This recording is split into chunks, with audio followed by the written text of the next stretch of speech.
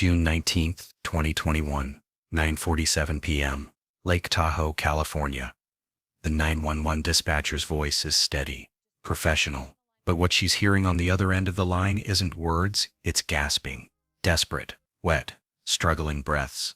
"Ma'am, can you tell me what happened? Ma'am, are you injured?" More gasping, the sound of someone drowning in their own blood. The call is traced to 4445 Muletail Drive, a $4.2 million estate overlooking the crystal waters of Lake Tahoe. When paramedics arrive 8 minutes later, they find 68-year-old Wendy Wood collapsed on her bathroom floor, surrounded by a pool of blood spreading across white marble tile. She's been shot twice in the head, but somehow impossibly she's still breathing. In the living room, her husband, 73-year-old Gary Spohr, isn't as lucky. He's slumped on the leather couch, the TV still playing, a single gunshot wound to the back of his skull. He died instantly, never knowing what hit him. There's no forced entry, nothing stolen, no evidence of a robbery gone wrong. Just two wealthy retirees, executed in their own home. And the surveillance footage shows something chilling. Hours before the shooting, a masked figure slipped through their garage door and disappeared inside the house. Someone who knew exactly where to hide, someone who waited in the darkness like a coiled snake.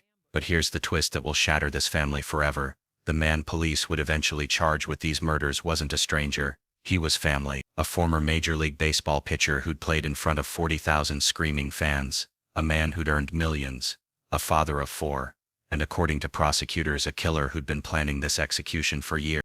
And this is the story of how a perfect day on the lake became a family's worst nightmare. This 4-year journey from crime to conviction has twists you won't believe, and cases like this only get solved when people refuse to forget. I'll wait. To understand what happened on that June night, we need to understand Gary and Wendy, because this wasn't just another murder case. This was the unraveling of the American dream. Gary Spohr was a self-made millionaire. Born in 1948, he grew up middle class in Northern California, worked his way through college, and built a real estate empire from nothing. By the time he met Wendy in the early 1980s, he was already successful. But Wendy was his match in every way. Wendy Wood was sharp, business savvy, and didn't need Gary's money. She had her own. Together they became one of those power couples you see in glossy real estate magazines. They flipped properties across California and Nevada, turning modest homes into luxury estates. By 2021, their combined net worth was estimated at over $20 million. But more than money, they had family. 2 daughters, Megan and Erin. Megan was the eldest, stable, successful. She built her own life and maintained healthy boundaries with her parents. Erin was different. Born in 1987, Erin grew up in privilege, but always seemed to be searching for something. She was beautiful, headstrong, and passionate about horses. By her teenage years, she was competing in equestrian events. Her parents supported it fully, buying her horses, paying for trainers, funding her dreams. But in 2006, when Erin was just 19 years old, everything changed. She met Daniel Serafini. Daniel Vincent Serafini was born on January 25, 1974 in San Francisco. And for a while he was living the dream. In 1992 he was drafted in the first round, pick number 26 by the Minnesota Twins. First round draft picks are the golden boys of baseball. They're the ones scouts whisper about, the ones who get 6-figure signing bonuses while their high school classmates are still figuring out college. Daniel was supposed to be the next big thing. He made his major league debut with the Twins in 1996, and over the next 11 years he bounced around the league. Minnesota, Chicago Cubs, San Diego Padres, Pittsburgh Pirates, Cincinnati Reds, Colorado Rockies. But here's the thing about baseball. It's brutal. You can be a first-round pick and still end up a journeyman, a guy who never quite lives up to the hype. Daniel's career stats: a 4.66 ERA, 13 wins, 21 losses, respectable for a backup pitcher but nowhere near star status. Still, he made decent money. Over his 7-year MLB career he earned approximately $3.8 million, not generational wealth but enough to live comfortably for life if managed wisely. Daniel didn't manage it wisely. In 2007 his career took a major hit. He was suspended for 50 games after testing positive for performance-enhancing drugs. The suspension tarnished his reputation. He tried to keep playing, heading to Japan to pitch in their professional league. But by 2011 his playing days were done. By then he'd already moved on to the next chapter of his life, or more accurately, the The next woman. In 2006, Daniel was still married to his first wife. They had 2 young children. Life looked stable from the outside. That's when Gary Spohr entered the picture. Gary was hired to train the family's horses. She was 19. Daniel was 31, 12 years older, married, a father. But according to Gary, their relationship back then was strictly professional. 4 years later, in 2010, that changed. Daniel was going through a divorce. The end of his first marriage was messy and expensive. His ex-wife would eventually walk away with a significant portion of his baseball earnings. A mutual friend told Gary that Daniel was asking about her. Would she be interested in reconnecting? At the time, Gary was living in San Jose, studying to become a dental hygienist. She was 23, single, and intrigued. She agreed to fly to Reno for a date. According to Gary, the chemistry was instant. Daniel was charming, confident, worldly. He'd traveled the world playing baseball. He had stories, and he was attentive in a way that made her feel special. They started dating long distance. Within months, Gary made a decision that would fracture her relationship with her parents forever. She dropped out of dental school and moved to Reno to be with Daniel full-time. Gary and Wendy were furious. Here's what you need to understand about Gary and Wendy. They loved their daughters fiercely, but that love came with expectations. They'd paid for Gary's education. They'd supported her equestrian dreams. They'd given her opportunities most people never get. And now she was throwing it all away for a divorced, aging baseball player with 2 kids and a tarnished reputation? They didn't just disapprove. They threatened legal action. According to court documents, Gary and Wendy considered suing Daniel to recoup the tuition money they'd spent on Gary's dental hygiene program, money they felt was wasted when she dropped out. The lawsuit never materialized, but the damage was done. Daniel felt disrespected, insulted. He'd been a professional athlete. He'd earned millions. And now his girlfriend's parents were treating him like some gold-digging loser. But he swallowed his pride, because in 2011, he and Gary got married anyway. The wedding was small, intimate, a barefoot beach ceremony in Hawaii, just the 2 of them and the sound of waves.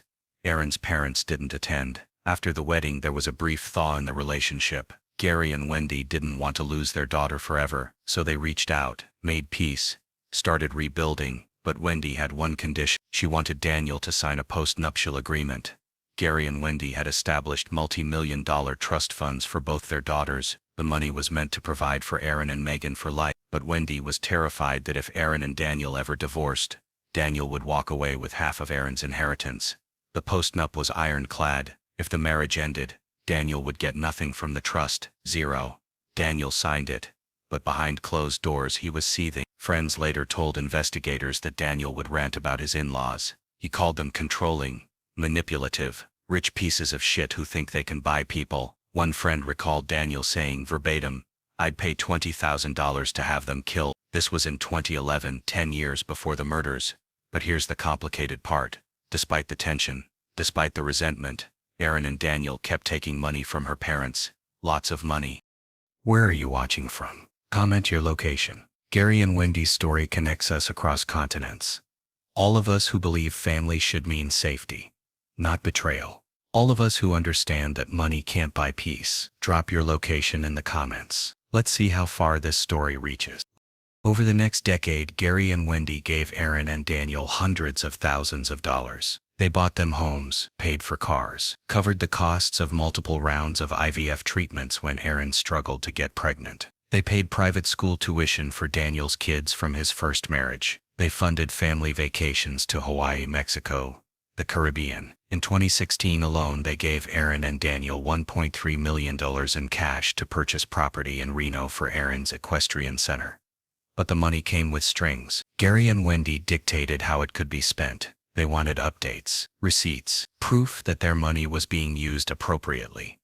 And whenever Gary or Daniel pushed back, Gary and Wendy would pull away, sometimes for weeks, sometimes for months. It was a toxic cycle. Money, control, resentment, silence, reconciliation, repeat. By 2016, Daniel's patience was wearing thin. After one particularly heated argument about the $1.3 million property deal, Daniel sent an email to Gary that would later be used as evidence in court. The email read, "Take the thing house, but if Gary ever says F you to me again, I will knock him the fuck out." This is his final warning. Final warning. Let that sink in. And it didn't stop there. In 2021, just weeks before the murders, Daniel sent another message, this one to a friend. I'm going to kill those motherfuckers one day.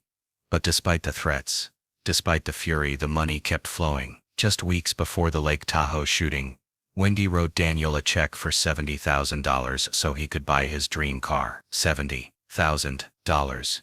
Who gives someone they fear? It's one of the most haunting contradictions of this case. Let's go back to June 19, 2021.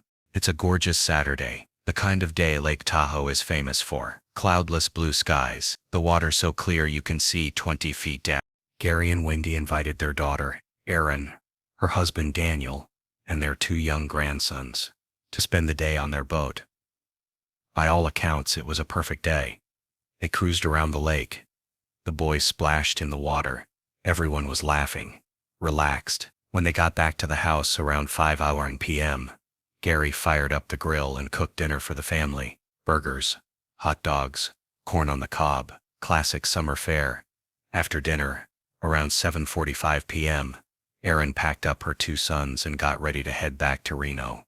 About an hour's drive. Before she left, Wendy pulled her aside. She handed Erin a check, $9,000. For your indoor riding ring, Wendy said with a smile. Erin had been dreaming about building an indoor equestrian arena at her training center for years. This was Wendy's way of saying, I believe in you, I support your dream. They hugged. The boys waved goodbye from the back seat of the SUV. Erin pulled out of the driveway at 7:52 p.m. She had no idea it would be the last time she'd see her father alive. If the thought of that final hug, Wendy handing over that check, believing she had years ahead with her daughter, breaks your heart, hit like, it pushes this story to others who care. One click ensures Gary and Wendy aren't forgotten by the algorithm. One click keeps their story alive. At 6:42 p.m., more than an hour before Erin left with the boys, a tan Subaru pulled up near Gary and Wendy's property. Surveillance cameras from a neighbor's home captured the footage. The Subaru parked on the street, then about 10 minutes later it moved, parked again in a different spot, then moved again. Whoever was driving was waiting for something. At 6:47 p.m., a figure appeared on Gary and Wendy's security camera. Male, average height, wearing a dark hoodie, gloves and a mask. He approached the garage and slipped inside through a side door that investigators later determined had been left unlocked. Once inside, the figure disappeared. For the next 3 hours, while Gary grilled burgers, while the family laughed and ate, while Erin hugged her mother goodbye, that masked figure was hiding somewhere in the house, waiting. Detectives would later theorize he was in a closet under the staircase, a small cramped space that offered a clear sightline to the living room. At 9:30 p.m., Gary and Wendy settled onto their couch to watch TV. Just a quiet Saturday night, the kind they'd had 1,000 times before. That's when he made his move. The intruder stepped out of his hiding spot, raised a handgun fitted with a homemade silencer and fired. Gary was shot once in the back of the head. He died instantly, slumping forward on the couch. Wendy turned at the sound. A muffled pop, like a book dropping. She saw the gun. The intruder fired twice. Both bullets struck Wendy in the head. She collapsed, blood pouring against the floor. But somehow, impossibly, she was still conscious. She crawled, inches at a time, across the living room, into the hallway, into the bathroom. She reached for her phone and dialed 911. She couldn't speak, but she stayed on the line, gasping until help arrived. Meanwhile, the masked figure walked calmly out of the house, climbed into the waiting tan Subaru, and drove away. The entire attack lasted less than 2 minutes. When paramedics arrived, they found Wendy barely clinging to life. She was airlifted to Reno Regional Medical Center in Reno, where surgeons worked through the night to save her. She'd been shot twice in the head. One bullet grazed her skull, the other lodged deep in her brain. But against all odds, Wendy Wood survived. For the next month she remained in intensive care, then months of rehabilitation. She had to relearn everything: how to walk, how to talk, how to feed herself. And through it all she had one message for investigators. It was Daniel. From the very beginning, Wendy believed her son-in-law was behind the attack, but proving it, that would take years. The crime scene offered few clues, no fingerprints, no DNA. The shooter had been careful. Detectives interviewed the family. Erin and Daniel were questioned separately. Erin was cooperative, devastated. She'd lost her father and nearly lost her mother. Daniel was calm, almost too calm. He expressed sympathy but offered little useful information. Investigators pulled his phone record. That's when they noticed something odd. On June 19, 2021, the day of the murders, Daniel's phone was turned off all day. That was unusual. Daniel typically sent 80 to 100 text messages per day. He was constantly on his phone. But on the day his in-laws were shot, his phone went dark. Coincidence? Detectives didn't think so, but without physical evidence, the case stalled.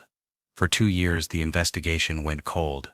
Gary's murder remained unsolved, and Wendy, still recovering, still traumatized, lived in fear that whoever killed her husband would come back to finish the job. In 2023, unable to cope with the physical pain, the emotional trauma and the unbearable grief of losing Gary, Wendy Wood took her own life. She was 70 years old. This betrayal, a former Major League Baseball player, hiding in plain sight, living off his in-laws' generosity while allegedly plotting their deaths, is why these stories must be told. Share this video. Someone you know might have information about an unsolved case. Your share could be the difference between justice and silence. In June 2023, exactly 2 years after the murders, Aaron's sister Megan made a bold move. She filed a wrongful death lawsuit against both Aaron and Daniel, publicly accusing them of involvement in their parents' deaths. The lawsuit didn't mince words. It alleged that Daniel Serafini had planned and executed the murders, and that Aaron had either participated or knowingly helped cover it up. The lawsuit made headlines across Nevada and California, and it lit a fire under investigators. Within months, detectives secured search warrants for Aaron and Daniel's home, their phones, their computers, everything. And that's when the case cracked wide open, because while Daniel had turned his phone off, someone else hadn't. Samantha Scott. Samantha was a 35-year-old woman who'd become close friends with Aaron around 20. She took riding lessons at Aaron's equestrian center. She helped out with the horses. She babysat Aaron and Daniel's kids. And according to phone records, Samantha was with Daniel the day before the murder. On June 18, 2021, Samantha checked into the Red Lion Hotel in Elko, Nevada, a small town about 300 miles east of Lake Tahoe. Surveillance footage from the hotel showed Samantha at the front desk, paying cash for a room with a hot tub. And she wasn't alone. Daniel Serafini was with her. When detectives brought Samantha in for questioning, she initially stuck to a simple story. Yes, she'd been in Elko with Daniel, but she'd dropped him off at his trailer in Crescent Valley the next morning, and that was the last she saw of him. But her phone data told a different story. On June 19, Samantha's phone pinged in Crescent Valley, then Reno. Then it crossed into California, pinging near Truckee just outside Lake Tahoe. Her phone was in the exact area where Gary and Wendy were murdered, and the surveillance footage from neighbors confirmed it. A tan Subaru matching Samantha's car was seen near the Spohr residence, moving multiple times between 6:42 p.m. and 9:22 p.m. At 9:22 p.m., minutes after the shots were fired, the Subaru drove away. Confronted with this evidence, Samantha's story began to change. In January 2024, Samantha Scott admitted the truth. Yes, she drove Daniel to Lake Tahoe that day, but she insisted she thought they were there to pick up a package.